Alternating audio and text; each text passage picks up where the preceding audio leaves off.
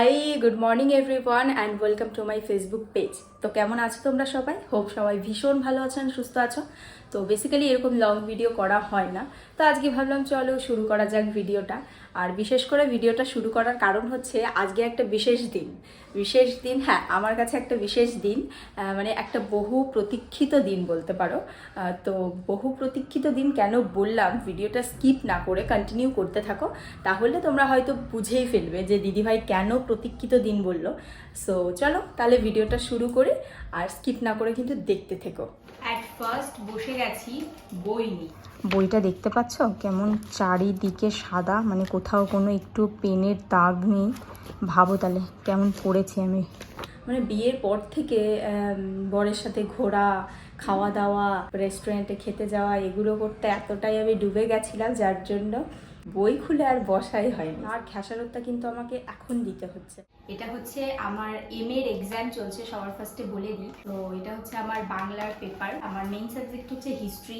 আমি বাংলা নিয়েছি জিইসি পেপারে, সেটাই এখন পড়ছি তো বলে দিলাম, বাট আমার পড়ার ধরনটা জাস্ট তোমরা দেখো। মানে ছোটোবেলা থেকে না আমার এটা অভ্যাস আর কি, পড়তে বসলে যত ধরনের চুল খোলা বাঁধা, মানে চুল নিয়ে খেলা করা, মানে কি যে আমি করি। যাই হোক, আর কি বলবো, দেখতেই পারছো তোমরা সবাই। বেশি আর লেট করে লাভ নেই, তাই স্নান ফ্রান করে ফেললাম। ওই পড়া জাস্ট নামমাত্র একটু পড়তে বসে ওরকমই আর কি বসেছিলাম। তারপর সমস্ত ডকুমেন্টসগুলো গুছিয়ে নিচ্ছিলাম, অ্যাডমিট আর এনরোলমেন্ট সার্টিফিকেট যেগুলো লাগে আর কি, সব গুছিয়ে নিয়ে আমি বেরিয়ে গেছি। বেশিরভাগ দিন আমার এক দেওর আমাকে স্টেশন পর্যন্ত রেখে আসে, বাট আজকে কাউকে পাচ্ছিলাম না। সো তারপর ছোট কাকা বাড়ি ছিল, মানে আমার ছোট কাকা শ্বশুর, তো ছোট কাকাকে বললাম একটু দিয়ে আসতে। কাকা যথারীতি আমাকে পৌঁছে দিয়ে গেল। চলে এসেছি স্টেশন, আর টাইমের বেশ অনেকটা আগে আমি পৌঁছে গেছি। আর আজকে দেখছি টিকিট কাউন্টারেও অতটাও ভিড় নেই। সো চলো আগে টিকিট কাটি। টিকিট কেটে নিয়েছি, এখন চলো আমি যাব হচ্ছে গিয়ে 2 নম্বরে। তো এখন ওভারব্রিজটা ক্রস করি। আর আমি আজকে না অনেকটা আগে চলে এসেছি, ভাবছিলাম মানে প্রতিদিন টিকিট কাউন্টারে অনেকটা করে ভিড় হয়, জন্য আজকে আগে বেরিয়েছি। যেহেতু এক্সাম আর আমার কাছে সেকেন্ড অপশানও নেই যে আমি নেক্সট ট্রেনে যাব, এই ট্রেনটা আমাকে মিস করলে পরীক্ষা পুরো শেষ। তো তার জন্য একটু আগেই বেরিয়েছি, আর এখনও মোটামুটি আমাকে আধা ঘন্টা ওয়েট করতে হবে। তো চলো যাওয়া যাক। আর আমার এক্সাম তো ওই স্যাটারডে আর সানডে করে, তো যেহেতু স্যাটারডে ছিল সেদিন স্টেশনটা মোটামুটি একটু ফাঁকাই ছিল। তো আমি এখানে একটা জায়গা নিয়ে বসেও পড়েছি। মোটামুটি এখনও আমার 20 মিনিট মতো টাইম আছে ট্রেন আসতে। ভাবলাম এবার তোমাদের সঙ্গে শেয়ার করে দিই তোমাদেরকে সকালে ভিডিওতে বহু প্রতীক্ষিত মানে দিন কেন বলেছিলাম। সো বেসিক্যালি হচ্ছে আজকে আমাদের বিয়ের মোটামুটি 8-8.5 মাস হয়ে গেছে। তো বেসিক্যালি আজকে আমরা যাচ্ছি হচ্ছে দীঘা, রাতে হচ্ছে আমাদের বাস। তো আরও ভেবেছিলাম আজকের এই ভিডিওতে, মানে তোমাদের দাদাভাই আজকেই বাড়ি আসছে, আজকে মর্নিংয়ে বাড়ি আসছে, এখনও আসেনি, ও 11টার মধ্যে ঢুকে যাবে। ভেবেছিলাম ওকেও এই ব্লগে একটু নেব, বাট বেচারা ঘুম থেকে উঠতে লেট করে ফেলেছে, ট্রেনও লেট হয়ে গেছে, মিস হয়ে গেছে আর কি। তো 6টা কত ট্রেনে আসছে, তো বাড়ি আসতে আসতে ওর 11টা, আর আমি 11টা পর্যন্ত যদি ওয়েট করি তাহলে তো আমার এক্সাম পুরো শেষ একদম। যাই হোক, বলেই দিলাম তোমাদের যে মানে আমার প্রতীক্ষিত দিন বলতে কি বোঝানো হয়েছে। চলো আমাদের ট্রেনও ঢুকে গেছে। আর এই ট্রেনগুলোতে জার্নি করতে না খুব একটা মানে ভালো হয় আর কি। আর ওই লালগোলার যে ট্রেনগুলো দেয় ওগুলো না বিশাল আর কি চাপের ব্যাপার হয়ে যায়। যাই হোক, আমি লেডিসে উঠেছিলাম আর খুব একটা সেরকম ভিড়ও ছিল না। তোমাদের দাদাভাই তো বাড়ি যাচ্ছে, তো এই ট্রেনে হচ্ছে মানে যেই ট্রেনটা এখনই পাস করবে দেখতে পাবে, এই ট্রেনে হচ্ছে তোমাদের দাদাভাই আছে। তো আমাকে বললো চলো দেখা হয়ে যাবে, একটু ক্যামেরাটা অন করো।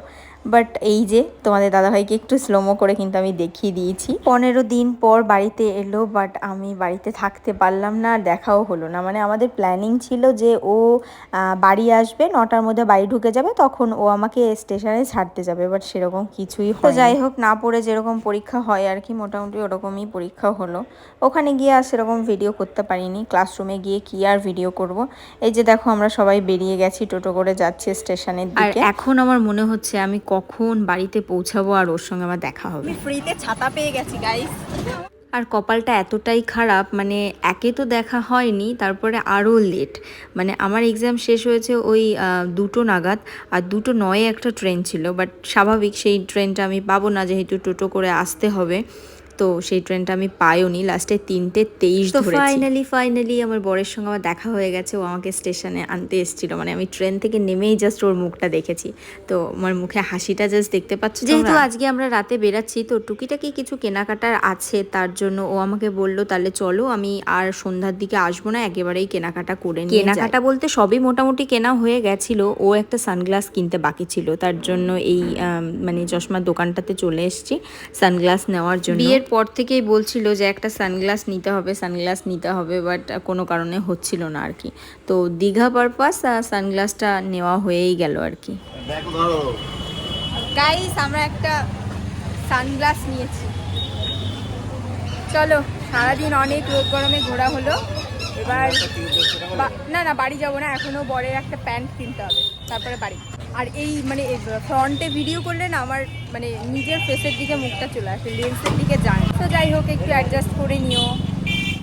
এবার চলে এসেছি একটা মানে দোকানে, এখান থেকে ওর একটা হাফ প্যান্ট নেওয়া হবে। আর এই দোকান থেকে না আমাদের বিয়ের জিনিস কেনাকাটা হয়েছিল, ওর শেরওয়ানিটা এই দোকান থেকেই নেওয়া হয়েছিল। চলো, সব কেনাকাটা হয়ে গেছে। আর সারাদিন যেহেতু এক্সামের জন্য বাইরে ছিলাম, আমার ভীষণ টায়ার্ড লাগছে, এখন বাড়ি গিয়ে ফ্রেশ হব। সো ভিডিওটা কেমন লাগলো জানিও কিন্তু।